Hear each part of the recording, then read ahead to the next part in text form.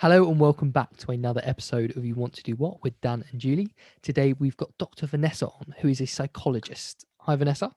Hi, how are you? Good, thank you. How are you? I'm very well, thank you.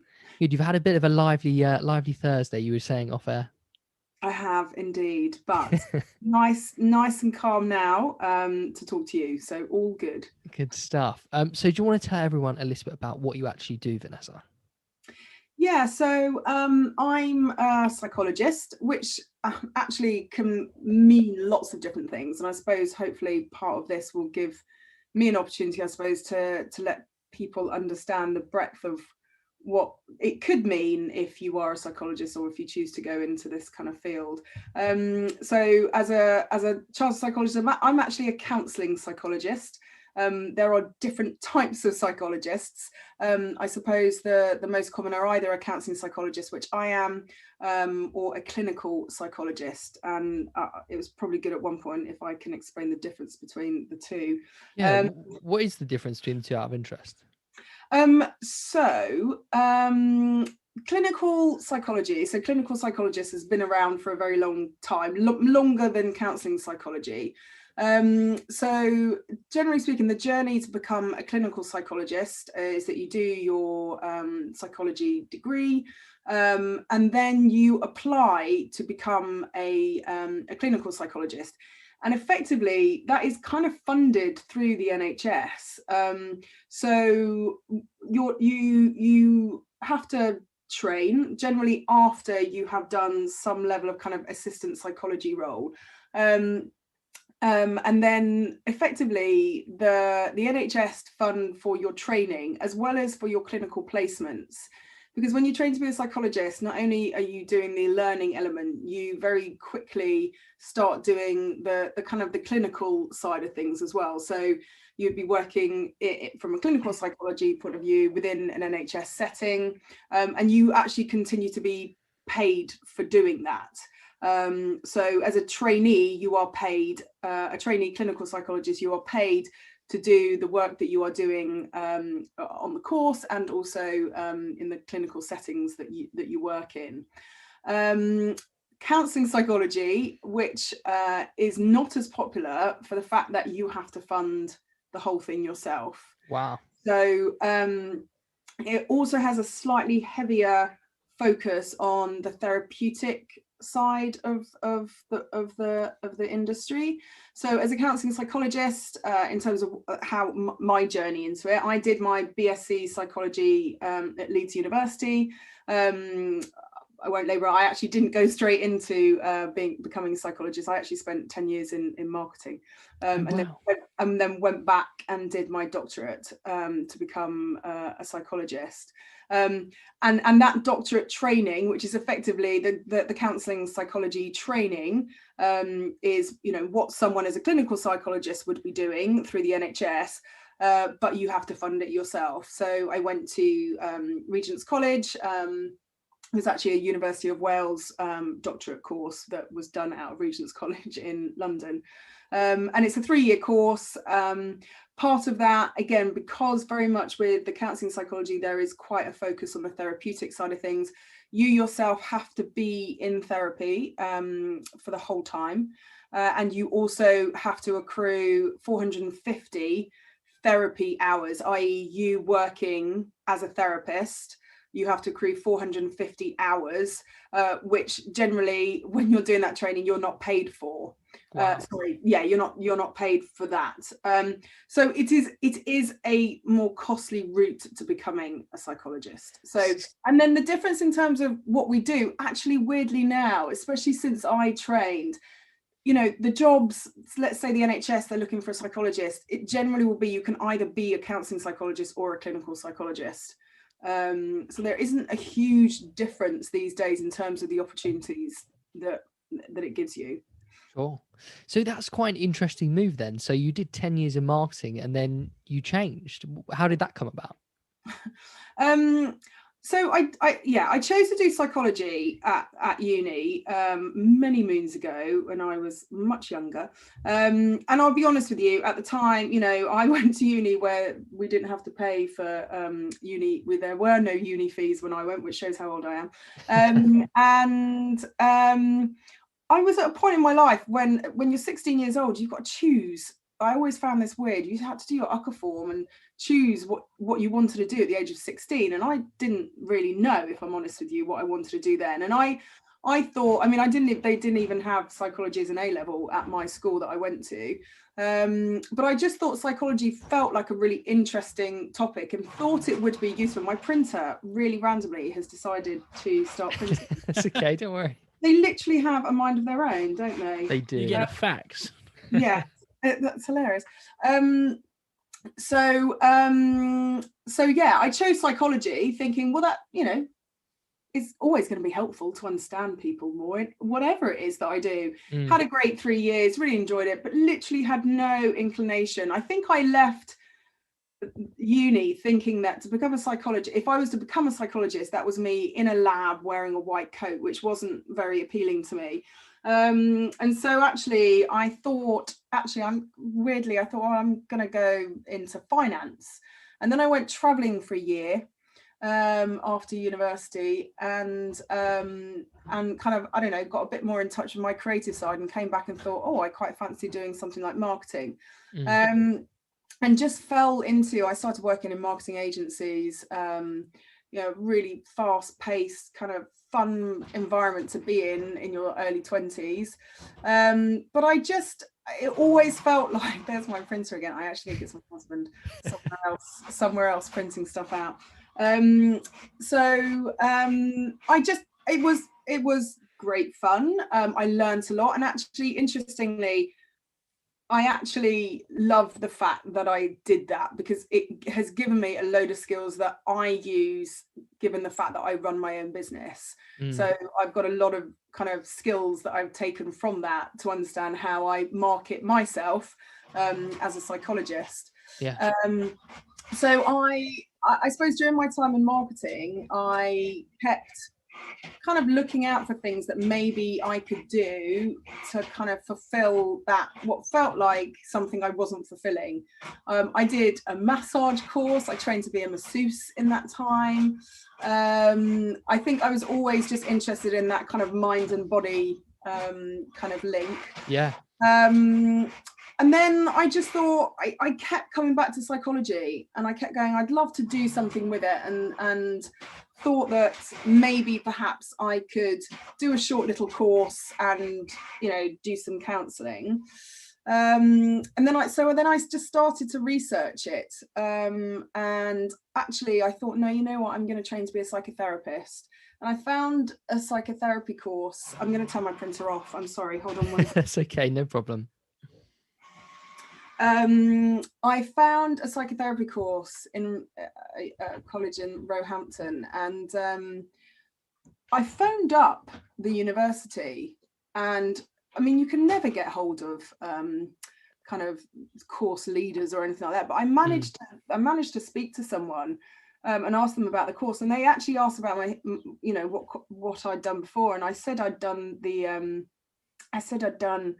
the BSc in psychology at uni, and he said to me, well, why wouldn't you do the doctorate? And at that point I didn't even know that there was a doctorate. And I thought, you know what, if I'm going to do this, if I'm going to retrain, let's do it. Let's go for it. Yeah. Let's go for being able to be a psychologist, and that's what I chose to do. Wow. And it's a big hard slog, but was worth it, to say the least.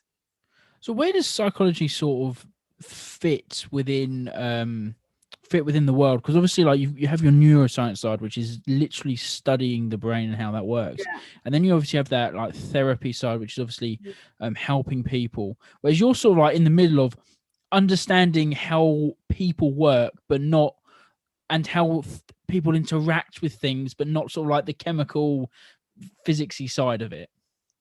Well, actually, I do, and it depends who you are and what your approach is as a psychologist.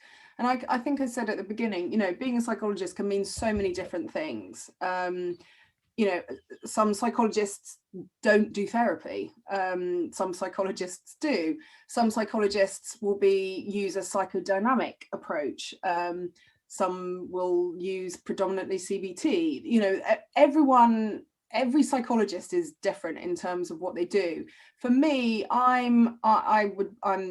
would be termed like an integrated psychologist, which means I pull from a load of different theories and approaches into my work.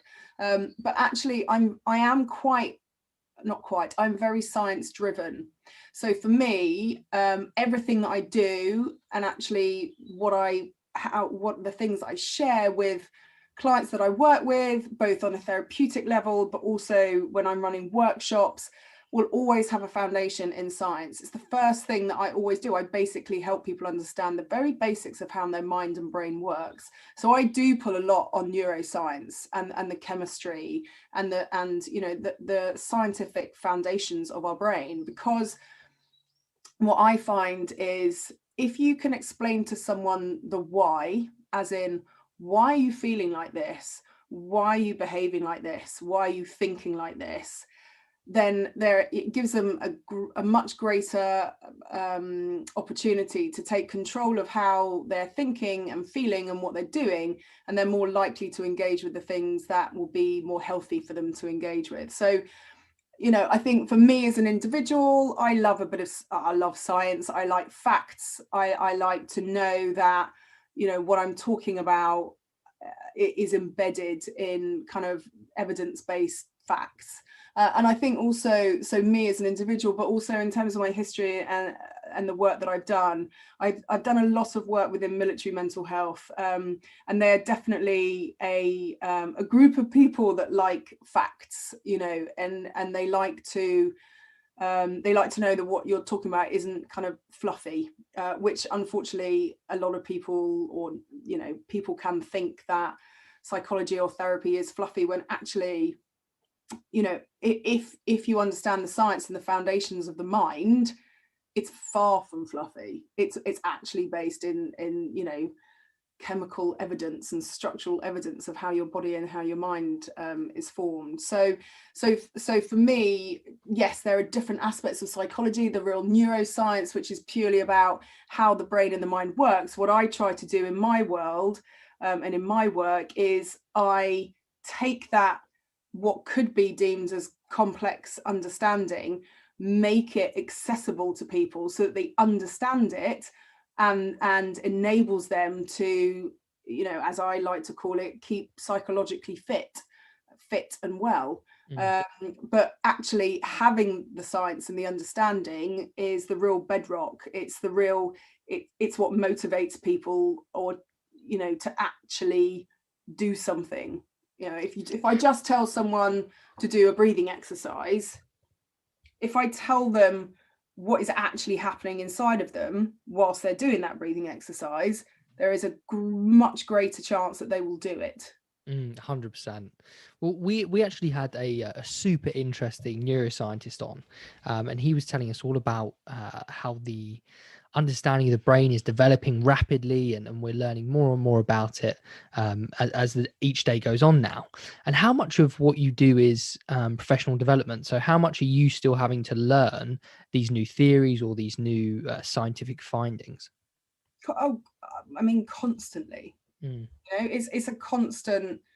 It helps that I love it. I'm fascinated by it, and I'm always questioned on my book selection when I go on inverted commas holiday, which we've all forgotten what that feels like to a certain degree. But I literally can't go on holiday without taking psychology books with me, because I'm constantly wanting to learn more about it. But I suppose I'm lucky in that I find it fascinating. I find it really interesting. But also, when you do what I do, you're always wanting to understand new ways to either help someone in a therapeutic context, a different way to think about something, more evidence around the way that they're responding to something. You want to be able to give that to someone.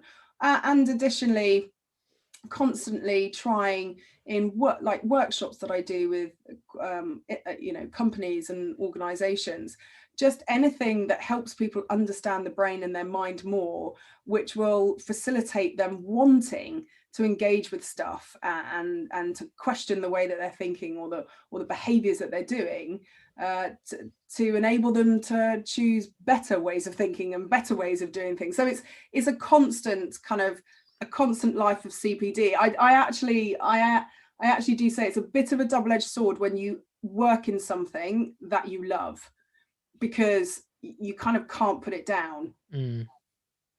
Yeah, certainly. For you, after finishing your doctorate, what was sort of like the process of starting your career in this industry? Yeah, I mean, for me, it would be very different to, say, someone who chose to, let's say, go down and join the NHS, for example. So especially as a trainee clinical psychology, that's the most natural route that you would continue to work your way up within the NHS. So you either have an opportunity, you either choose to kind of go down the NHS route, or you choose to go down some of the other routes, which is effectively what I did. So I chose to effectively set up my own therapy offering, or therapy practice as such, from the off. You've got to understand, by that point I've been doing it for 5 years during my training. And actually in our final year we are allowed to as part of those 450 hours that you need to accrue of therapy, you are allowed to start charging. So I chose to kind of find private clients myself. So I started doing that. But because as part of the doctorate, I did my big piece of research that you have to do as part of the doctorate. I did it on veterans with PTSD, and I at that point, when I was looking for participants, I contacted a charity called Combat Stress, and I ended up doing my final year clinical placement with them, and that, for me, it then, without me necessarily making a very informed choice to do so, I just really naturally carried on taking a path of doing more military mental health related stuff. So I had my own kind of therapy practice where I would do therapy with anyone from any walk of life, from teenagers up to adults, old age pensioners, and then I worked for a number of different organizations that had a military focus. So I went and I worked at Headley Court, which is the rehabilitation center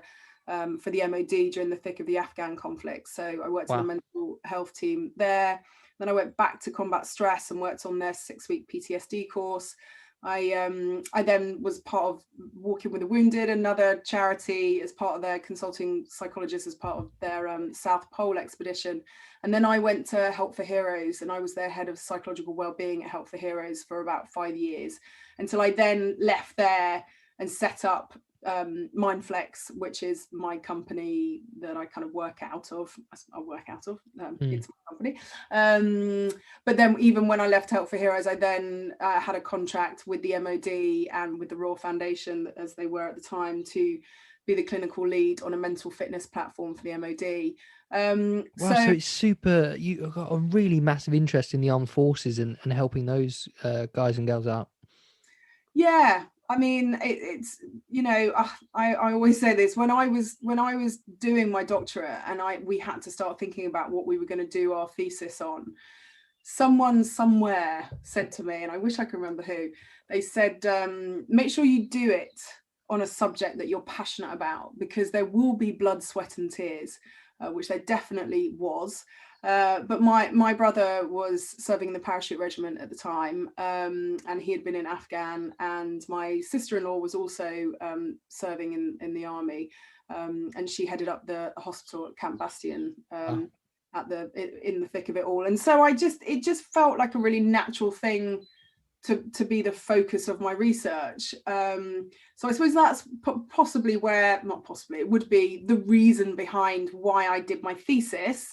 And then it just exposed me to a group of people not only just a group of people, it also exposed me to, it sounds a bit weird to say this, trauma, which I'm a trained trauma therapist, which I really, it sounds a bit weird to say I really enjoy working with trauma, but it's such a fascinating area of psychology to work within, and also just amazing to be able to provide support for someone who has been through something traumatic, and to see them through some amazing techniques that we use, you know, move past some of their PTSD symptoms. So you know, the military just kind of, I was exposed to it, and I suppose I was also just really inspired by that group of people as well.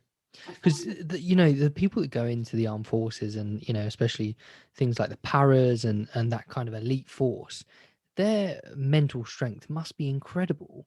So for them to get, you know, like PTSD and things, it must be so rewarding for you to be able to help these people out.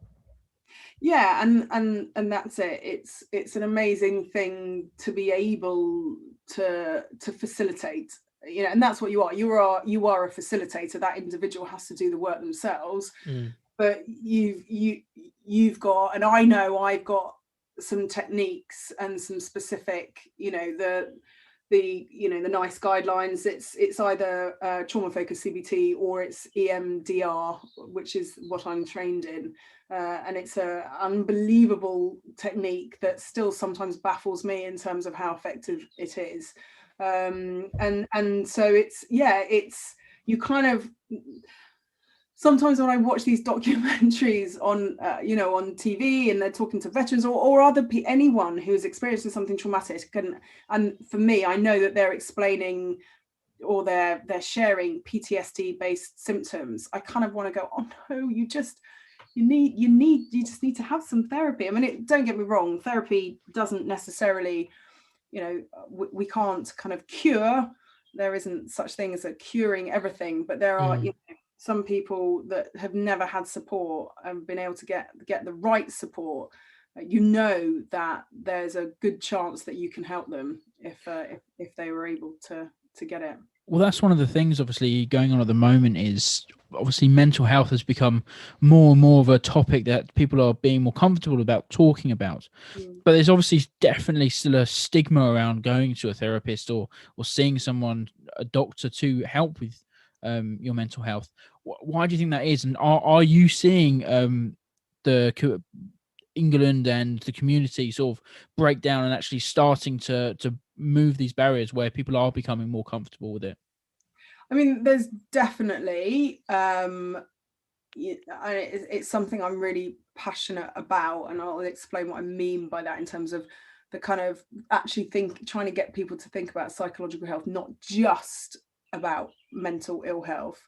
But the reality is that's what we have focused on over the last kind of 10 years. And yes, it's been fantastic. We've done so much has been done to try and break down that stigma. But it is still absolutely rife. You know, 100%. Are we seeing more people come forward? Yes. So what does that mean? Does that mean that stigma is really reducing? Not necessarily. There is, to a certain degree, there will be a level that, and I definitely think the younger generation are much better than the older, or the older generations on that. But the reality is, what we do know still is that 70% of people who require support don't seek it.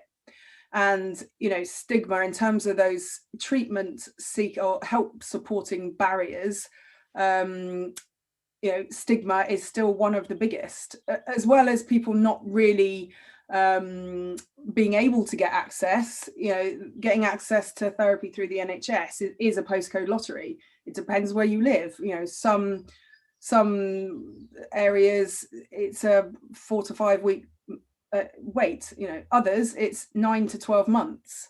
And you think of someone who's finally plucked up the courage to come forward, and they've basically got to wait 12 months to get a level of support. So, you know, the stigma is still massive. And it's one of the reasons why the big drum that I try to beat in all the stuff that I do is that, you know, when you say the phrase mental health to someone, generally speaking, if you ask them what that means to them, they will say depression, anxiety, crisis, panic, in relation to something negative. There is another end to the continuum of psychological health, and that is, what I like to call psychological fitness or mind fitness, which is, we all have to pay attention to our psychological health so that we can protect it. We've got to move and bring in more preventative and proactive ways of approaching our psychological health. We do it with our physical health. We all know that we eat good foods, or we know at least that we should be eating good foods or keeping active. And what does that do? That helps protect our physical health. We're proactive. We do that on a day-to-day basis. But because we haven't talked about psychological health in that way, we've only really focused on what do we do once someone has reached the point where they are psychologically unwell. How can we support them? And that we've got to move to a better balance between helping people understand, and this for me is what will help reduce stigma, is that we're not always focusing on mental ill health. We're just opening up the parameters of what psychological health means. I think, yeah, you've touched on something great there, because for me, I'd know if it's so easy to access information about, increasing your physical health, there's so many resources, but I wouldn't have a clue where to start looking if I just wanted to help improve my own psychological health. You need to do my psychological fitness series then. Please, explain what that is. Well, again, I suppose for me, this, first of all, I used to kind of go into organizations and do like a day's workshop on psychological fitness. And obviously that all went, or half a day or whatever. So I kind of recalibrated everything to make it a lot shorter, sharper, and in more nugget format, so that people find it more accessible and easy to listen to, as opposed to having to listen to me harp on for too long. But what it is giving people, and I've kind of touched on it a bit, the scientific foundations of your mind to start with. So the psychological fitness series at the moment, it's an hour-long, what I call psychological fitness immersion session, where I share with people how your brain works, what psychological fitness is versus what mental health, or how you see mental health. So I try to differentiate the two by saying mental ill health and psychological fitness. Once you do that immersion session, you've got this understanding around this, the science behind our mind. And then I've created a psychological fitness model that has 10 psychological fitness factors. And these are all kind of evidence-based skills that we know if you engage with them and you learn about them and you do tools and strategies with them, they will contribute positively towards your psychological health. So once you've done that 1 hour immersion session, then you receive these kind of 10 short videos via email after that immersion session for a couple of weeks. But what it does is it gives you that scientific foundation, it gives you the why, and then it gives you the how through a load of tools and strategies that also come with it. And this was very much born out of my kind of frustration to a certain degree. It's probably not the right word, but I'd sit in a therapy session, and this happens pretty much with every therapy session. I will, the way a therapy session works for me in terms of, and again, all psychologists do it differently, but I'll take at least, to be honest, 2 sessions to take historical information and do an assessment. And then I create what I call a psychological formulation and a plan for that individual. But the first thing that I will pretty much do then is then teach them, give them an understanding about the science of their brain and their mind. And there is always generally this little penny drop moment where someone goes, oh my gosh, I get it. Right, so that is why I think like that. That's why I respond like that. Oh, and that's why I feel like that when I'm thinking like that, because my brain's doing this. And I always thought, you know what, it's kind of really unfair that the only people that get to really understand this are people who end up in a therapy room. This isn't applicable because you are in a therapy room. It's applicable to you because you're a human being. And we're all human beings. But what you're finding these days at schools, they are now starting to teach this stuff. But when the rest of us, we've missed out of all this basic understanding. So for the psychological fitness series is essentially just helping people understand how they build and maintain their psychological fitness on a day-to-day basis, because that's what helps protect your psychological well-being and your mind. 100%. Everything you've said makes sense, because to me, when I thought of mental health or well-being, it was right at the end, when, like you say, when you're at crisis point, or when something's gone terribly wrong. But you're 100% right. Mental health is an ongoing thing, like physical health. Do you reckon in 20 years time we'll look back at how we kind of how our generations have lived and think, oh my god, they didn't do their mental health exercises? Like, we look back and think nobody used to exercise in the way they needed to. If I've got anything to do with it, I hope so, yes. I'm on a bit of a mission at the moment. I really, really hope so. The point is, though, it's a big beast. It's a big attitudinal beast that we've got to help change. And that is also another reason why I tend to talk about psychological fitness as opposed to mental fitness, because there is this association with the phrase mental health that is all about mental ill health. So actually, my approach is that, we don't have time, given the stats around the prevalence of mental ill health, especially in certain, in certain populations, especially in men, in relation to their suicide rates.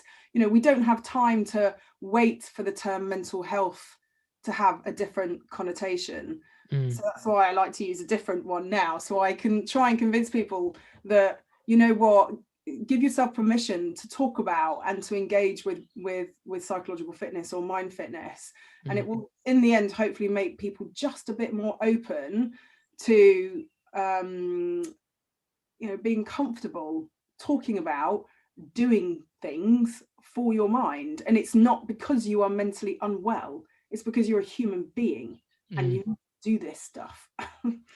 So what would be an average day for you? Oh, that's a funny old question right now. So my career has changed in different ways. If you'd asked me that 3 years ago, I would have said, well, I work 3 days for Help for Heroes, and on the other 2 days I do therapy. Things have changed quite a lot for me. I've taken on a lot more therapy in the last year, because I've never had so many people come forward for support, and I find it very tough sending people away, which I've had to do in the end. So I probably, on an average day, I tend to decide to do all my therapy on a Thursday, because generally I would go into the clinic and do it all face to face. But over the last year, because things haven't been in a clinic, it's all been done online. I have therapy that's kind of peppered throughout my working week. So I do 1 or 2 therapy sessions a day with at least 5 or 6 on a Thursday. And then, because I do a lot of work with organizations, I will either be writing workshops, delivering workshops. I'm also setting up another business at the moment, to bring all kind of my knowledge and information to life on an app for the construction industry. So there's a lot of work going into that. That's cool. Yeah, that's because we had an episode way back in like 2019, one of our first episodes, where we know a guy quite well who set up a mental health charity for construction, because he was just like fed up of the construction industry basically paying no notice to their workers, mental health, and what he's doing is great. So this is super interesting what you're going into. Yeah, I mean, it's, I suppose there's part of me, again, like all my work within the military world has, I mean, absolutely, I'm not saying it pigeonholes me in terms of working with male dominated populations, but I have a lot of experience of trying to deliver messaging and, deliver support in quite kind of male dominated populations or industries. And so I suppose the passion that I had around bringing psychological fitness and this attitudinal change towards our psychological health, which I started to do within the military, I thought there must be other industries that could really benefit from this, and that's when I started looking at construction, and then I uncovered the statistics, that 2 people a day take their life in construction. It's got the highest suicide rate than any other industry. Oh my word. So I just felt really strongly that I wanted to try and do something within that industry, and it's been 2 years in the making, and it will in the summer. We'll be launching that.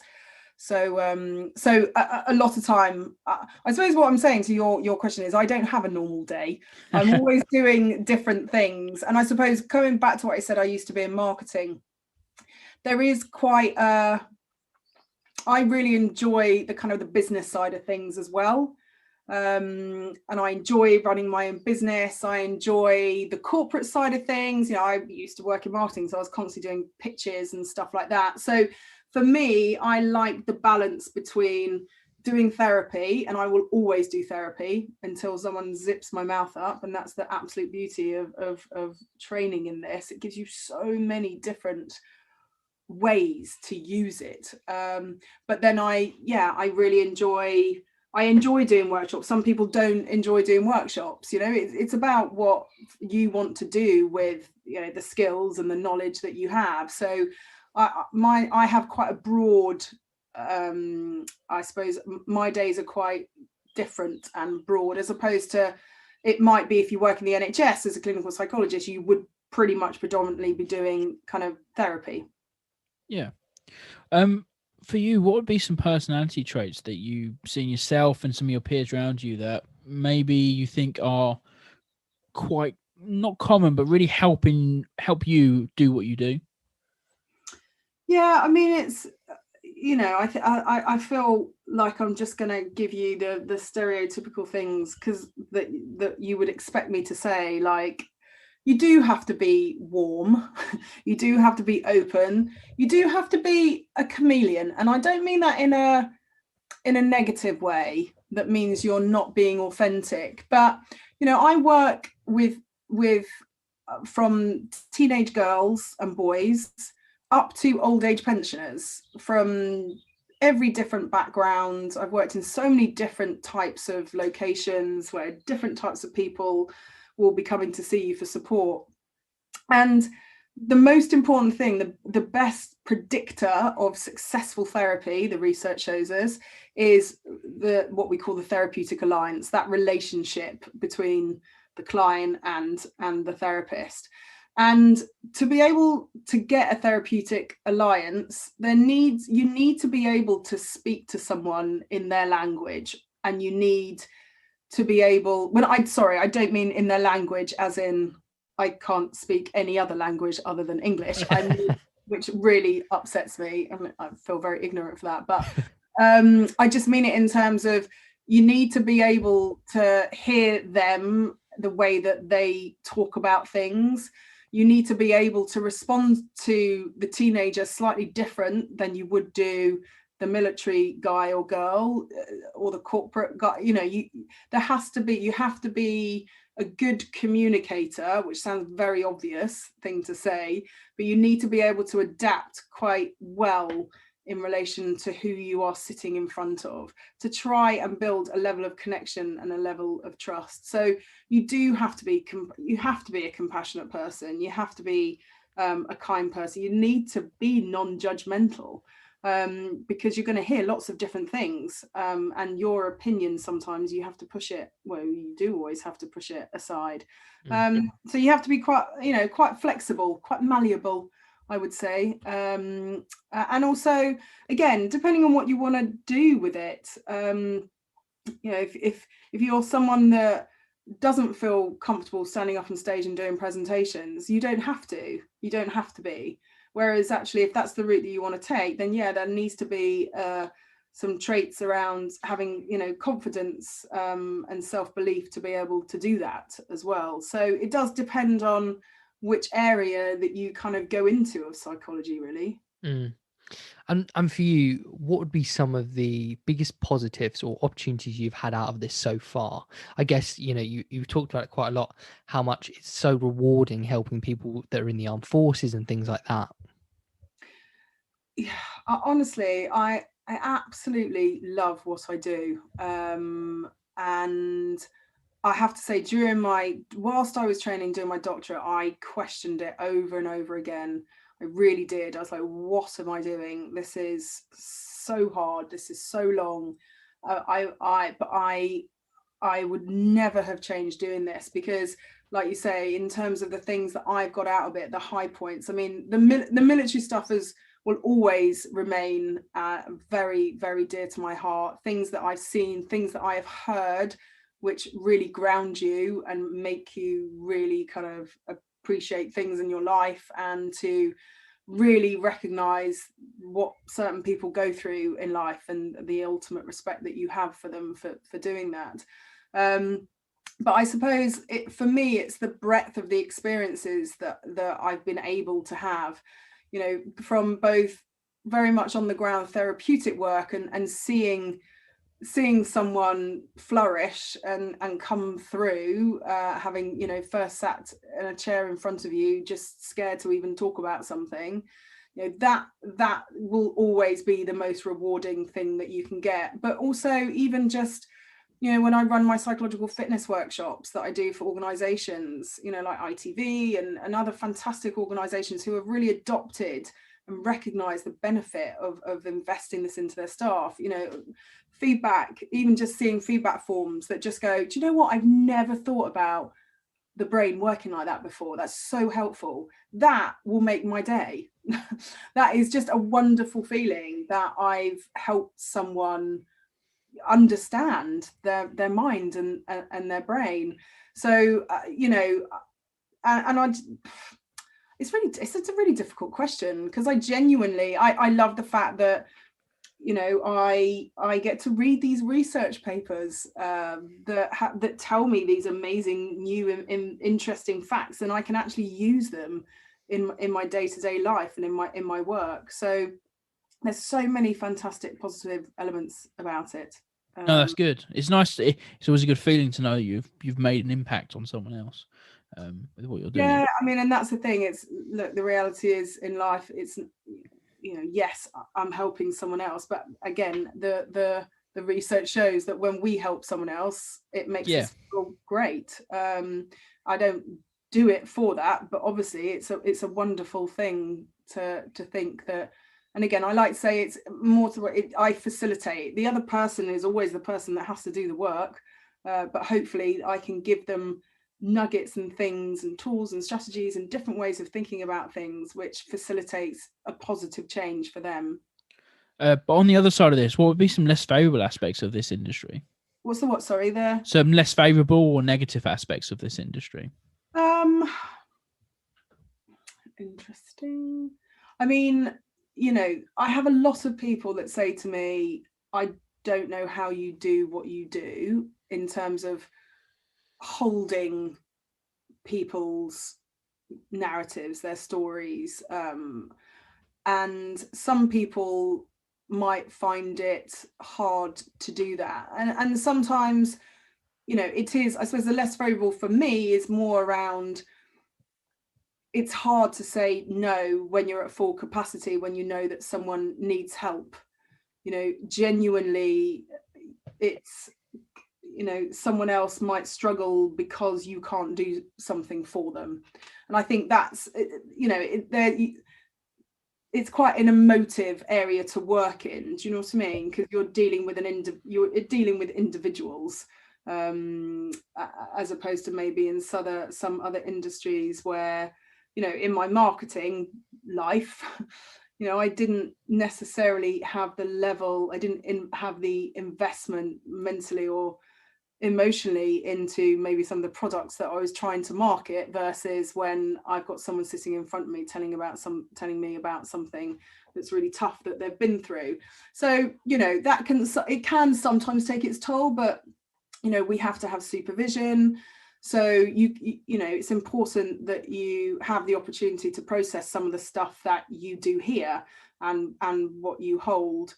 I suppose, again, I did mention this earlier, when you do something you love, it's very hard to kind of disconnect from it. Like I say, I would go on holiday and now there's Kindles. It's great because no one knows actually what I'm reading.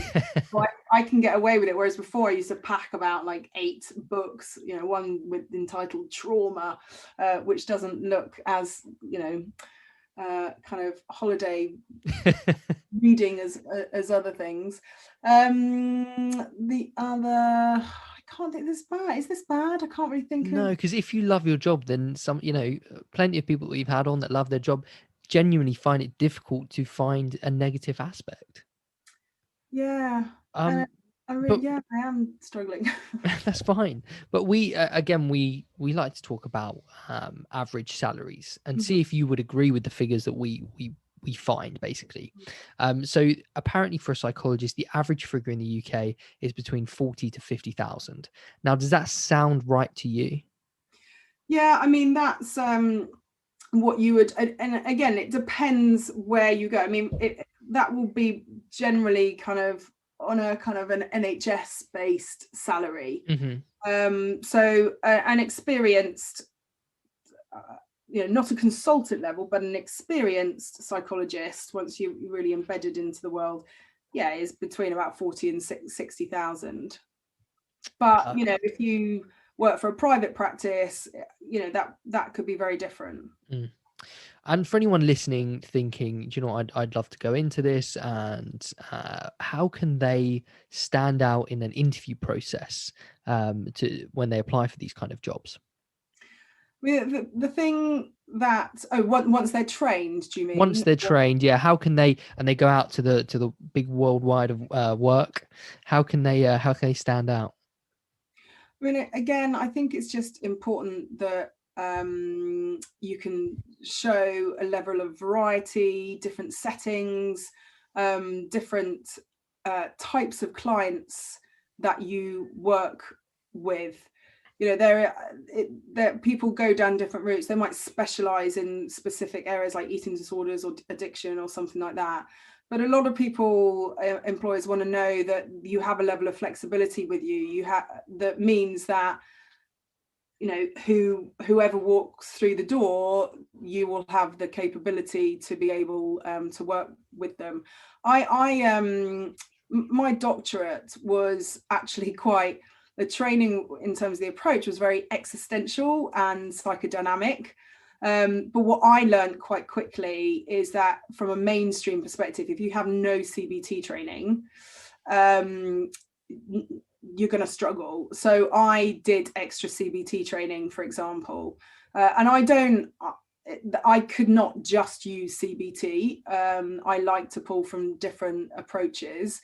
But, you know, CBT is the most recognized and the most researched approach. So making sure that you've got maybe a variety of extra training around different kind of approaches, and to show that you are constantly, you know, learning and doing your CPD and attending interesting things, and so that you can demonstrate your kind of, you know, your passion, your eagerness, not only to learn, but to also apply that learning within the work that you're doing. And for you, smile a lot. For you, obviously, before you start your doctorate, is there anything that you have to deal with now that you never expected to have to, would be part of your day-to-day, maybe? I suppose for me, when I did my doctorate, I genuinely thought that all I would be, when I say all I would be doing with it, obviously that it's not a small thing just to do therapy, but I did think that I would use it to learn to be a therapeutic psychology, you know, doing the therapy. I don't think I ever thought that I would build like a business as such out of it. And I would be able to apply a bunch load of the other stuff that I learned during my marketing, you know, and running workshops and doing corporate based stuff or even I don't think I would have thought that I would have, before my doctorate, that I'd be doing all the military stuff that I've done. So so yes, I suppose it's you know, I didn't understand beforehand the opportunities that were available with this sort of training. And would you still go into this industry knowing everything you know now? No, I really don't enjoy it at all. Okay, I got that. Well, I mean, just 100%. I do genuinely look back at those times where I was questioning what I was doing during my training, and it is just 150% one of the best things that I ever did. I mean, I went back and trained when I was 30, so I took a bit of a big leap of faith in it, because I worked my way up in another industry. So it was a big thing to do, and I'm just so pleased that I chose to do it. Well, thank you so much for coming on and chatting. It's been great to hear someone who's so passionate about what they do, and I think the stuff you do with the armed forces is fantastic. Oh, thank you. Well, thank you very much for having me. Awesome, thank you. Where can people find you on social media and what you're up to? Yes, I'm on Instagram, and I am the MindFlex Doctor. So that's how you would find me, basically. Awesome. Well, thank you so much for coming on. Thank you. Thank you so much.